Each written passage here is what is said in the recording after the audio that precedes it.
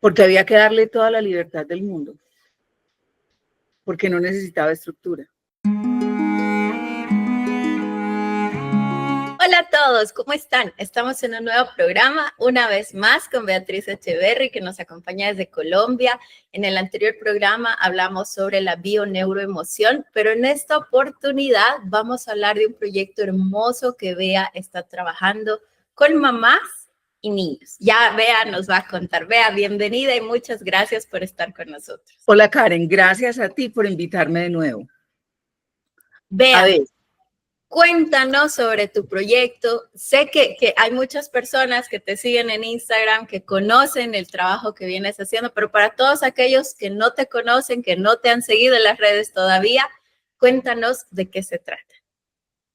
A ver, como todo lo mío, como todo en la vida, las cosas tienen una historia. Entonces, ¿qué pasa? Yo soy maestra de prekinder. No, yo no soy maestra de prekinder, porque es que yo no soy eso. Uno de mis sombreros en la vida ha sido ser maestra de prekinder. Y fue un sombrero que tuve puesto por muchos años, 17. Entonces, trabajé en Estados Unidos como maestra de prekinder.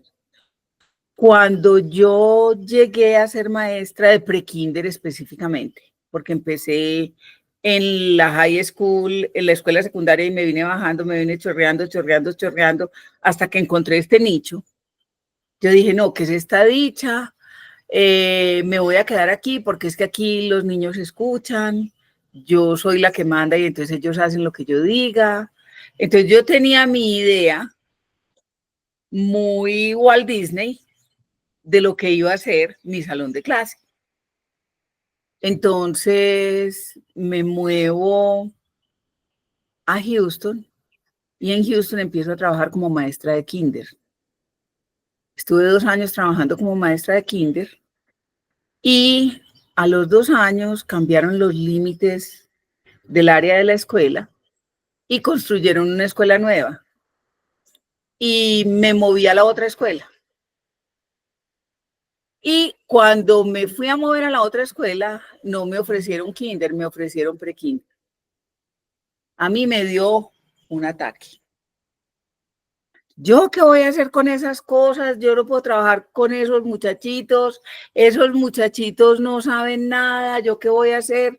Yo acepté el trabajo, pero yo tenía una angustia impresionante, porque yo no entendía yo cómo iba a trabajar con esos niños.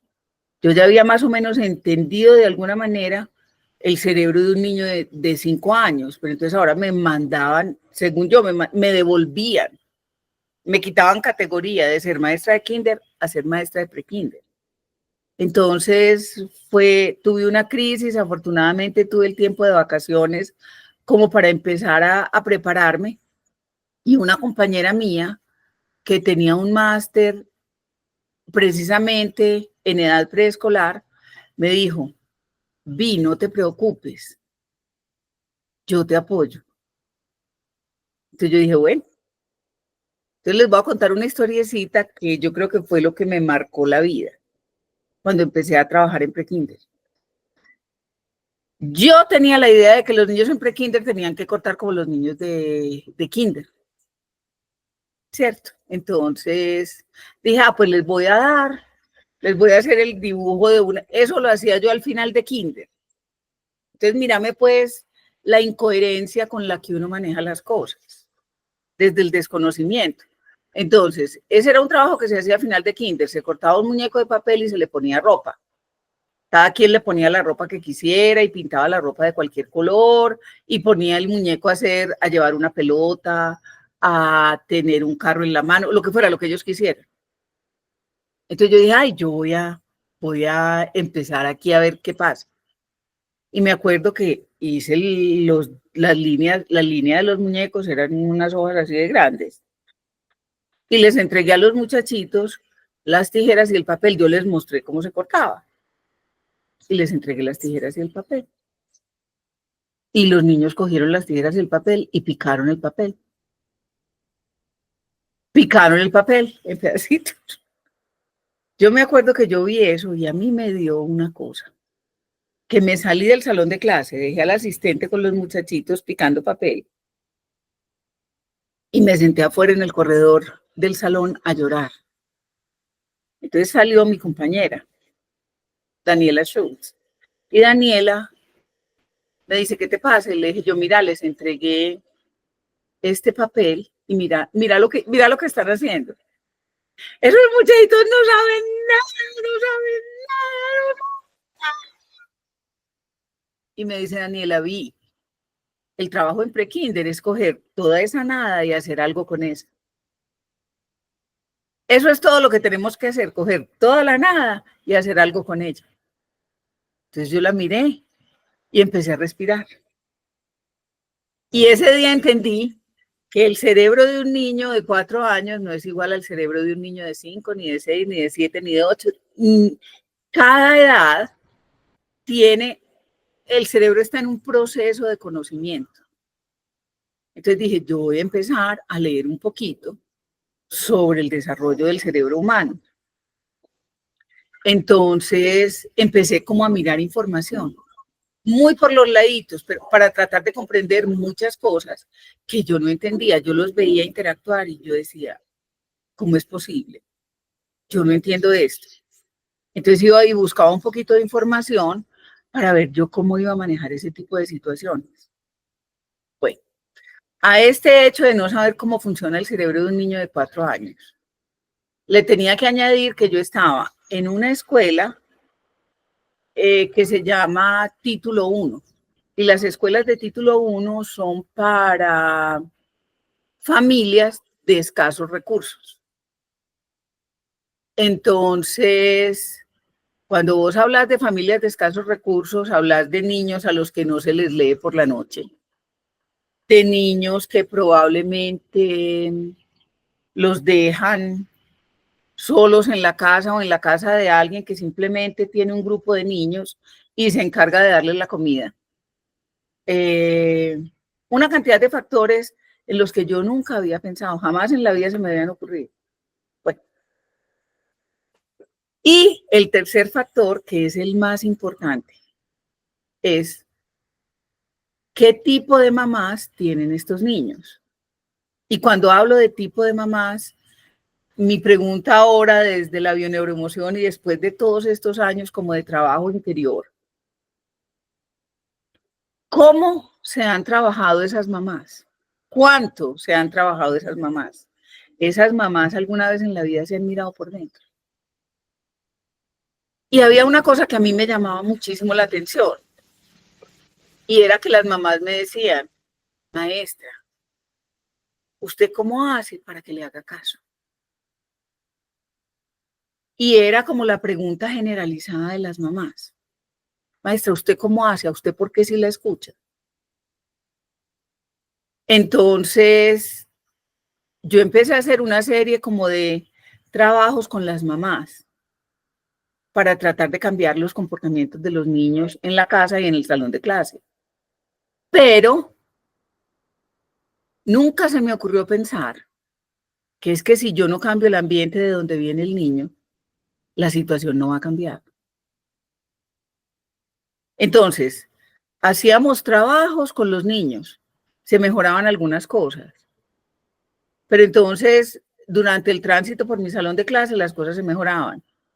Cuando llegaban a kinder, a primero, a segundo, volvían y aparecían los mismos comportamientos. Porque yo creo que se nos olvidaba, no solamente a ellas, tengo aquí una abejita, no solamente a las mamás, sino a mí también, que es que hay que limpiar el área donde vamos a trabajar. Si yo voy a trabajar en un salón de clase, yo lo tengo que tener organizado de alguna manera. Si yo voy a trabajar en mi casa, el espacio tiene que estar por lo menos claro, pues yo tengo que quitar todo el rebrujo, todas las cosas que hay alrededor para poder tener un espacio donde yo pueda estar bien. Y a mí nunca se me ocurrió pensar. Además, pues no era tampoco mi espacio, que es que las que necesitaban sanar sus situaciones eran las mamás. Entonces, pasaron los años, pasaron los 17 años que estuve trabajando en prekinder, me pensioné. Antes, como te conté la vez pasada, empecé a estudiar bioneuroemoción y empecé a trabajarme yo. Y a través de trabajarme yo empecé a ver muchas cosas de otra manera. Y el año antepasado, cuando me gradué, cuando terminé el máster en bioneuroemoción, empecé a pensar con quién voy a trabajar, porque hay un espectro muy amplio de posibilidades de trabajo. Entonces, se me ocurrió todo lo que vos querás, pero nunca, en ningún momento en esos primeros meses se me ocurrió pensar en las mamás. Claro, era lo que yo conocía, pero me daba pánico salir al mundo a mostrar que yo eso lo conozco y que de alguna manera les puedo dar la mano. Ahora, la otra cosa que a mí me preocupaba era, no soy mamá. Y cualquier día hablando con alguien me dijo, y fue un hombre el que me dijo, entonces vos tenés muchos hijos. Y yo le dije, no, yo no tengo ninguno. Y me dijo, no trabajaste 17 años en prekinder. Vos perdiste el contacto con todos. Y le dije, yo no. Hay algunos que me escriben, hay algunos que hablan conmigo, las mamás hablan conmigo. Me dijo, bueno, entonces vos sos mamá y tenés muchos hijos. Y yo dije, sí, yo soy mamá y tengo muchos hijos. Entonces empecé a pensar qué era lo que había cambiado en mí y cómo había yo transitado. Pues me senté a escribir cositas. Esto me pasó este año. Ay, este muchachito que tuve yo este año, qué cosa tan horrible, cómo era la situación, no sé qué. Y empecé a hacer asociaciones con lo que yo había aprendido. Y dije yo, claro, estos muchachitos están reflejando los comportamientos de sus padres, lo que sus papás les han enseñado. Están mostrando lo que han vivido. Entonces, el muchachito agresivo que se levantaba y le daba golpes a todos los muchachitos en la cabeza. Me enteré en una reunión con la abuela, no con la mamá, porque la mamá no me quiso contar, que el papá golpeaba a la mamá. Entonces es un niño que nació en medio de la violencia doméstica y entonces su única forma de reaccionar es golpeando. Y su única forma de relacionarse es golpeando. Tuve una niña el último año que trabajé con una historia muy dolorosa. Es una niña que vivía en una casa hogar con una señora que recogía niños, pues le entregaban niños, el Estado le entregaba niños y ella los cuidaba, ella era su mamá. Entonces, en algún momento, a estos dos niñitos que ella tenía en la casa, se les apareció un abuelo de sangre. Entonces, tuvieron que entregar los muchachitos al abuelo. El niño se fue de mi salón de clase y al año siguiente me tocó la hermanita. Cuando esta muchacha llegó de una agresividad de esta muchachita, pero agresiva, furiosa, y más que todo agresiva con los adultos en el salón de clase. Entonces, yo llamé a la mamá y la mamá me contó, llorando, me dijo, no, maestra, usted no sabe la vida tan horrible que le tocó a mi pobre niña. El abuelo se la llevó y la hacía tener sexo oral a una niñita de menos de 4 años. Entonces, pues uno empieza a mirar las historias detrás de lo que está pasando y empieza a tratar de comprender esos comportamientos y mirar cómo se puede ayudar. Entonces, en este caso, esta niña tenía la suerte de tener una mamá que realmente se preocupaba por ella misma y que la quería cuidar. Entonces ya se le podía hacer a la niña un trabajo a nivel psicológico que no era lo que yo hacía, pero pues tenía posibilidades. Tuve niños de muchos países. Tuve niños africanos, Y los niños africanos aprenden a golpes. De hecho, cuando un papá africano te entrega el hijo, le dice, maestra, está en sus manos, haga lo que tenga que hacer. Gracias por contarnos esas historias, porque definitivamente uno empatiza muchísimo. Creo que realmente son historias, son situaciones que se viven en cualquier parte del mundo, en nuestros países latinoamericanos. Nuestros países son maravillosos, pero sabemos que hay situaciones muy complejas con los niños y que lamentablemente en nuestros casos muchas veces no hay ni maestras, ni maestros, ni siquiera para ocuparse de ellos, ¿no?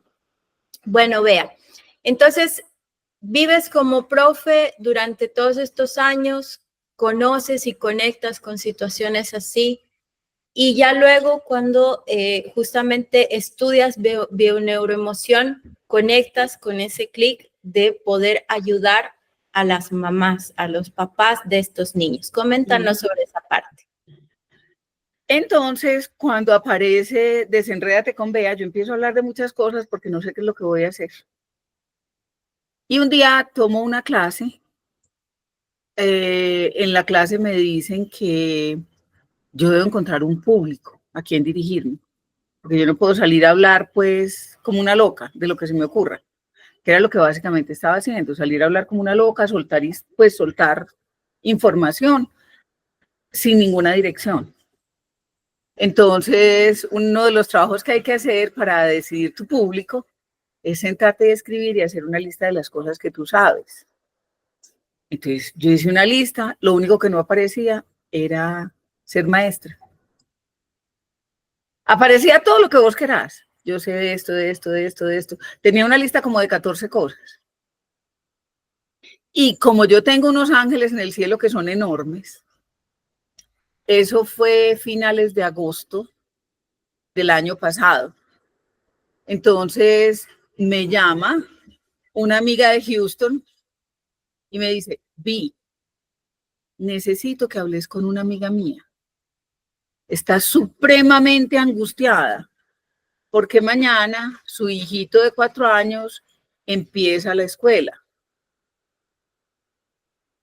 Y a mí me hizo un clic. ¿Y yo qué? ¿La escuela? Ay, yo le dije, ve, no, yo no la voy a llamar, pero voy a hacer un reel y te voy a pedir el favor de que se lo mandes. Y si ella necesita hablar conmigo después de esto, entonces ya miramos a ver. Entonces se le mandó, yo hice mi reel, lo publiqué y le mandamos la copia del reel a la amiga de mi amiga. Y me llamó mi amiga y me dijo, le ayudó mucho. Y yo dije, yo puedo de pronto hablar de estas cosas, que estas cosas sí las conozco. Entonces me dediqué a hablarles a las mamás. Hay una serie de conocimientos, de aptitudes que los niños tienen que desarrollar durante prekinder. Entonces empecé hablando de las cosas que los niños tienen que aprender. Y un día me llama una señora, ni siquiera una clienta, una señora, y me dice, vea, me dieron su teléfono porque es que yo necesito hablar con usted porque es que yo estoy muy preocupada por mí. Y yo me puse a conversar con la señora, yo no le estaba haciendo un acompañamiento, pero me puse a conversar con ella pues porque la sentí muy angustiada. Y entonces me dice, lo que pasa es que, vea maestra, sabe, porque me siguen diciendo maestra, sabe que lo que a mí me pasa es que a mí mi hijo me hace acordar de las cosas que me pasaron a mí. Y yo dije, claro, me están mostrando el camino. Este es el camino que yo tengo que seguir.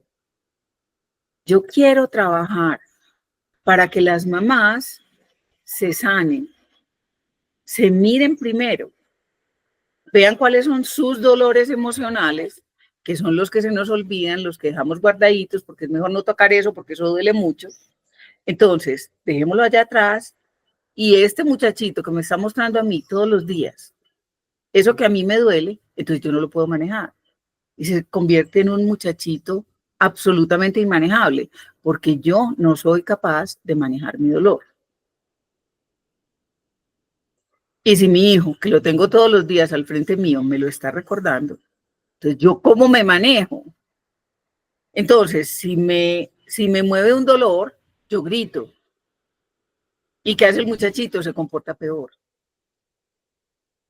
Si me mueve otro dolor, entonces yo voy y le doy una pela, lo golpeo. ¿Y qué hace el muchachito? Se empieza a alejar de mí porque me tiene miedo. Ya no hay apego seguro. Ya no hay muchas cosas y además le estoy modelando. Hay una cosa que es fundamental pensar y son las neuronas espejo. Con las neuronas espejo es como nosotros aprendemos a comportarnos frente al mundo. ¿Cuál es nuestro primer contacto? La casa, el hogar. Entonces, una mamá y un papá nos están modelando el mundo que nosotros vamos a tener. Y nosotros vamos repitiendo.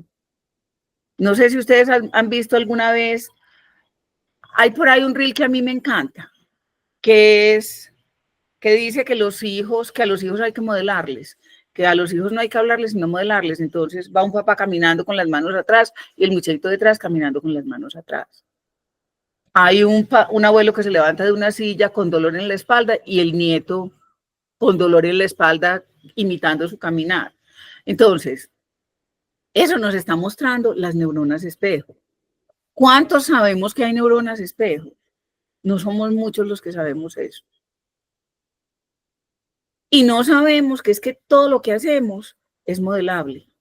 Si yo le modelo a mi hijo empatía, no te estoy diciendo permítele hacer todo lo que se le antoje, lo que le dé la gana. No, porque los niños necesitan estructura. Los niños necesitan modelos de comportamiento. Pero entonces, para yo poder modelar algo, yo tengo que saber cómo hacerlo. Entonces, por eso es que yo pienso, y por eso tomé la decisión de trabajar con mamás de niños en edad preescolar. ¿Para qué? Para que ellas puedan ver cómo manejar sus propias emociones y que a través de eso les muestren a sus hijos un camino que sea más simple para ellos. Las mamás aman profundamente a sus hijos, pero no saben cómo quererlos. Y la mejor manera para amarlos es sanarse, quitarse sus dolores emocionales. Todo eso que mi papá no me dio, que mi mamá no me dio y yo estaba esperando. Y la situación es esta, y yo creo que ahí es donde está como el punto de conflicto. Los papás nos dan lo mejor que tienen. La situación es el problema, como yo, como niño a esa edad, lo percibo. ¿Qué es lo que yo estoy sintiendo frente al comportamiento de mis papás? ¿Qué es lo que yo estoy sintiendo cuando mi mamá desde aquí me dice, no hagas eso? Y me pega un grito. ¿Qué diferencia sería que mi mamá se acercara y me dijera, mi amor, mucho cuidado? Y se bajara a mi nivel y me mirara a los ojos y me dijera, mi amor, mucho cuidado. Mira, si haces eso, te puedes caer. O mira, si corres con unas tijeras en la mano, te puedes golpear. Pero entonces, hay una cosa que es muy importante y es mirar desde la calma. La calma es un superpoder que hay que desarrollar. Todas las mamás la tienen. Lo que pasa es que nunca se han tomado el minuto para desarrollar ese superpoder. Hay muchos, la alegría es otro superpoder que las mamás tienen. Pero entonces, si te tocó una mamá que no puede mostrar alegría porque nunca le enseñaron que la alegría era una emoción permitida, entonces, ¿cómo te la va a modelar? El orden, la organización, otro superpoder. Si a mí no me enseñaron a ser organizada Y yo nunca me tomé el trabajo como adulto de aprender. Yo vivo en el caos. Y desde el caos se pueden hacer muchas cosas. Pero, qué tan bueno empezar a desarrollar el poder el superpoder de la organización. No, es que no sé qué más decir porque se me viene un borbotón de ideas a la cabeza. Claro, Pero vea. es básicamente eso. Mi interés. Yo digo que mi objetivo es que las mamás se miren por dentro, porque no es solamente mirarte al espejo y ponerte bonita, es mirarte por dentro y ponerte bonita por dentro. Entonces ya desde la belleza interior puedes trabajar con tu hijo a otro nivel. Sí, sí, sí, totalmente. Sucede mucho que las mujeres cuando llegan a ser mamás, en la mayoría, no voy a decir en todos los casos, pero en la mayoría de los casos dejan de ser mujeres por ser mamás. Entonces, es como que ellas mismas se hacen a un lado porque priorizan la maternidad, que ahí yo no voy a entrar si es bueno o malo, simplemente lo hacen porque es una reacción o acción común de las mujeres. No, eso es una reacción cerebral. El cerebro te obliga como mamá a ser primero mamá y olvidarte de todo lo demás. Entonces, pero estamos hablando, yo diría que el cerebro reptiliano, que es el cerebro de la sobrevivencia. Entonces, yo tengo que cuidar a mi hijo. Yo como mamífero tengo que cuidar a mi hijo. Lo tienes que cuidar, claro. Pero si tú no te cuidas, ¿qué capacidad de cuidado vas a tener? Entonces, una cosa es cuidar a tu hijo y otra cosa es olvidarte de ti. Son dos cosas completamente diferentes. Estamos hablando de dos espectros de ausencia de cuidado. Que sí, que al principio hay que dedicarles mucho tiempo, que no lo puedes dejar solo porque no va a sobrevivir, que esto, que aquello, que lo demás allá. Pero mientras el niño duerme, tú puedes dormir. Mientras, si tienes la oportunidad de tener a alguien que te ayude, pues entonces entrégale a esa persona por un rato a tu hijo y ve y hazte cargo de ti. Puedes ir a la peluquería, puedes ir a dar una caminada, te puedes sentar a leer un libro. Hay muchas cosas que puedes hacer que te van a dar un poquito de espacio para ti.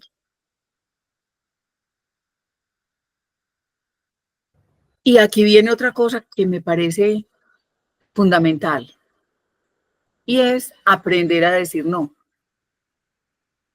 Porque es que las mamás, y yo creo que en general a las mujeres nos enseñaron a que tenemos que decir sí a todo. Que vamos a ir a tal parte. Ah, yo voy. Sí, sí, sí, vamos. Que me voy a... Y en este momento me viene a la memoria mi mamá. Claro, es que ustedes no saben decir no. A ustedes les dicen, vámonos a tirar montaña abajo y ustedes van y se tiran. Y es verdad. Es verdad, nosotros aprendimos a decirle que sí a todo. A nosotros nunca nos enseñaron a decir no. Y esa palabrita de dos letras, N-O, no, nos da poder, nos da paz, nos da calma. Y no te estoy diciendo decirle no a tu hijo para no darle un tetero a las 2 de la mañana. No, eso no. Decir no en los momentos correctos, en los momentos precisos. Pensar en ti. No, yo estoy muy cansada, yo no quiero ir. No, gracias, hoy no voy. No, tengo algo más que hacer. Y no enredarte en el caos de decir sí, sí, sí, sí, sí, a todo y para todos y olvidarte de ti. Que yo creo que una parte muy importante de, de las mamás, la razón por la que se olvidan de ellas es justamente por eso, porque le están diciendo sí a todo. Y son incapaces de decir no. Entonces ese es un proceso de aprendizaje que es fundamental para las mamás. Fundamental. Así es, Bea, definitivamente es súper importante porque Tal cual, cuando la mayoría de las mujeres se vuelven mamás, se olvidan de sí mismas, no saben decir que no. Y realmente es importante porque luego a veces uno las ve agotadas, agobiadas, estresadas, y es como que uno les dice, ¿y en qué momento te diste el tiempo de darte esos mimos que son tan importantes para uno? Y ella te dice, es que ¿con qué tiempo si tengo todo que hacer? ¿A qué horas? ¿Yo cómo voy a sacar un minuto para mí? El Sí. minuto está ahí, está perfectamente claro y lo tienes. Lo que pasa es que nunca aprendiste a cuidarte ni a mirarte con amor.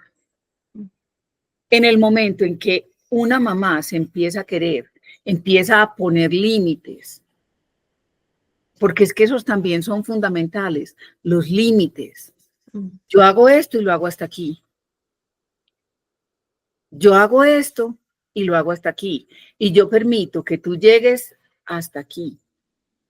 Yo no te voy a permitir que te metas hasta aquí, porque no puedo, no soy capaz. Pero entonces, en su familia, en el hogar de origen de esa mamá, le enseñaron a que no hay límites. Aprendió que no hay límites y aprendió que no tiene derecho a poner límites. Entonces, todas esas cosas hay que reaprenderlas. Uno tiene que desaprender todas estas cosas. Aquí tengo esta abejita y le he dicho que no y le he puesto límites, pero no me oye.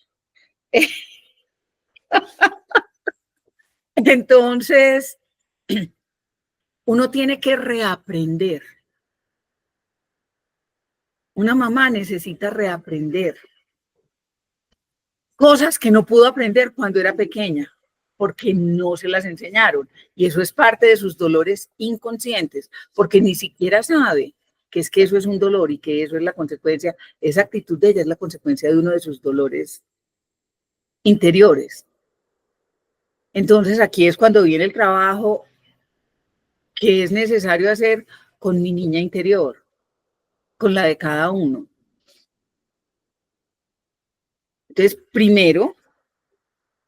lo primero que hay que hacer es darle voz a ese dolor, encontrarlo, darle la voz y permitirlo que salga.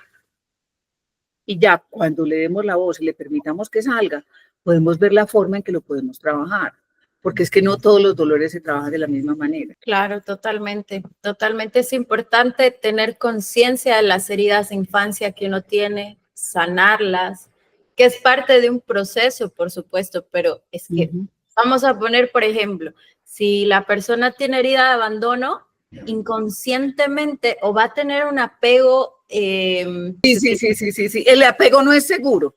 Exacto, ¿no? Un apego inseguro, correcto. Entonces, obviamente, eso también va a generar un conflicto emocional, no solo en ella, sino en el niño, en la niña, Y en la precisamente. pareja, porque es que le va a pedir a la pareja, le va a exigir cosas que no le puede dar. Y va a exigir que el niño se comporte de una manera que tampoco es la manera apropiada. Porque lo que está haciendo es mantener la información que ella como mamá tiene.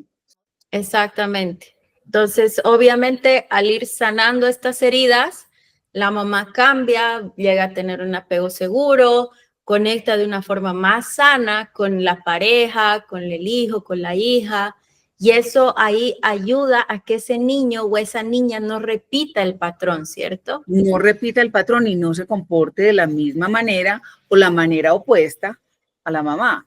Porque lo que podemos hacer es seguir el mismo comportamiento o simplemente irme en contra de eso que a mí no me gustó. Y tenemos la capacidad de elegir. Entonces, cada quien elige por qué camino se va. Por ejemplo,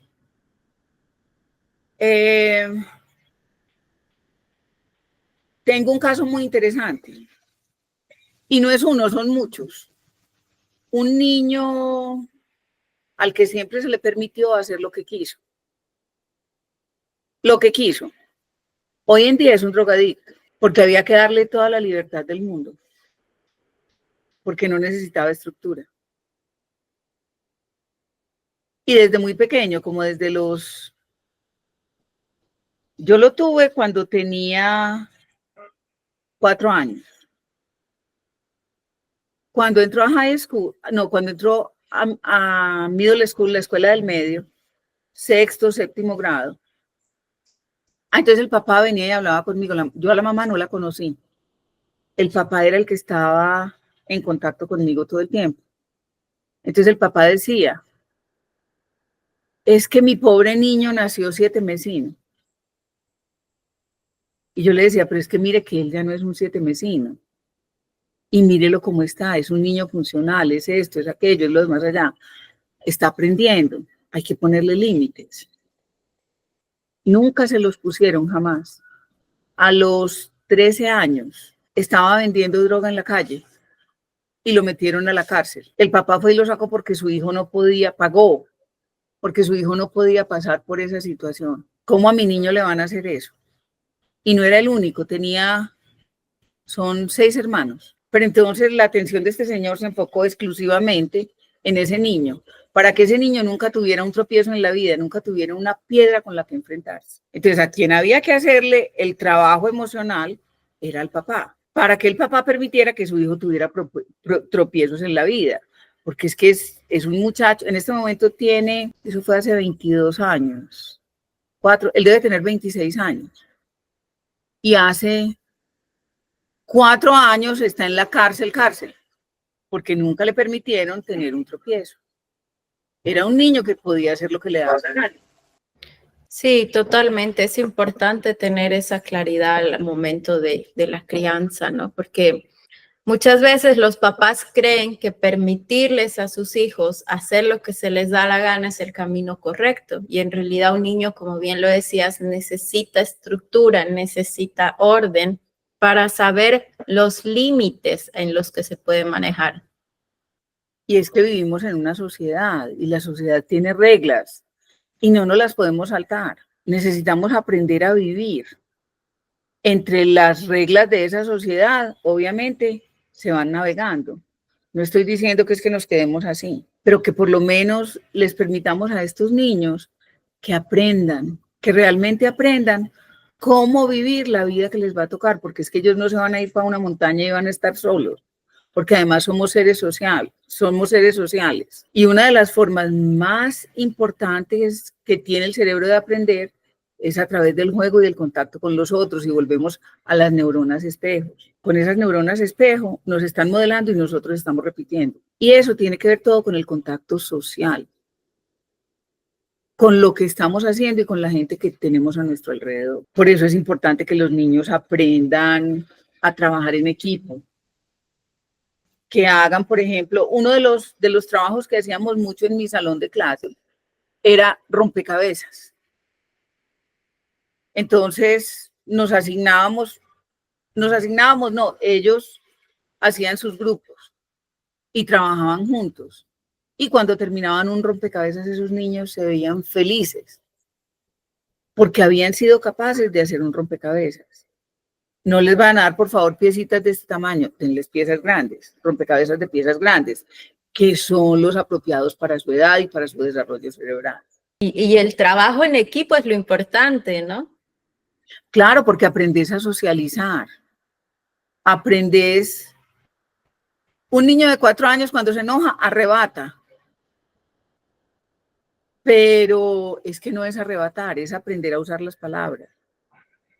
Entonces, todos esos comportamientos se modelan allí. Y como maestra, vos estás mirando lo que está pasando y estás en contacto continuo con los niños. Si hay algún desorden extraño, vas, te sentás y decís, bueno, esto no se trabaja así. Lo que hay que hacer aquí es esto, esto, esto y esto. Y le vas modelando al grupo de niños cómo se hacen las cosas. Y te das cuenta con el paso de los días, ya no se están arrebatando las cosas, están hablando, puedo coger esto, puedo hacer esto. Y te das cuenta también si los niños son líderes o son seguidores. Realmente da para largo. Te agradezco mucho por el tiempo. Estoy segura que vamos a tener una nueva entrevista, un nuevo programa donde podamos ya enfocarnos un poquito más en el cómo tú apoyas a las mamás, las vas guiando.